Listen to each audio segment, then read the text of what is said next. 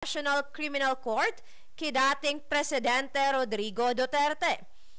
Sigon sa Conference of Major Superiors in the Philippines, Justice, Peace, and Integrity of Creation Commission ini importanteng lakdang tanganing tugunan ang daima bilang na pagbalgar sa derechos humanos na nangyari sa irarom kan Administrasyong Duterte.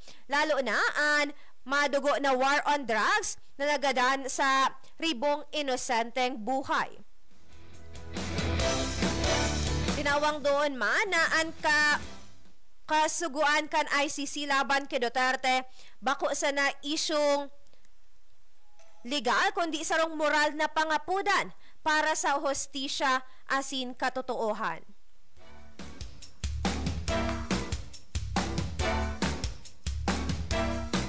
Paliwanag kan CMSP, JPICC, ang paninimbagan, importante man sa pagrahay kan sosyedad, asin bako dapat na pilion kung sisay man ang papanimbagon, kundi paninimbagon ang gabos na may kinaaraman sa pagbalgar sa derechos humanos. Enot namang nangapudan ang simbahan, asin human rights groups, sa administrasyon ni Presidente Ferdinand Marcos Jr. tanganing tapuso na ang kampanya laban sa ang marahas na kampanya laban sa ilegal na droga asin makipagtabangan sa investigasyon kan ICC para man sa hostisya kan mga biktima.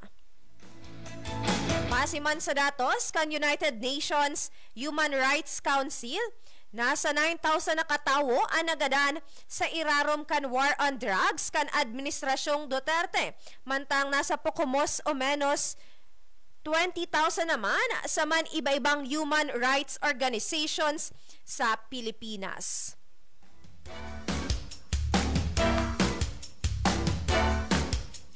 An oras, alas 2:47 nin pagkahapon. Iba pang detalyes kan mga barata, aramon ta makalihisa na ang nagkapirang pagiromdom.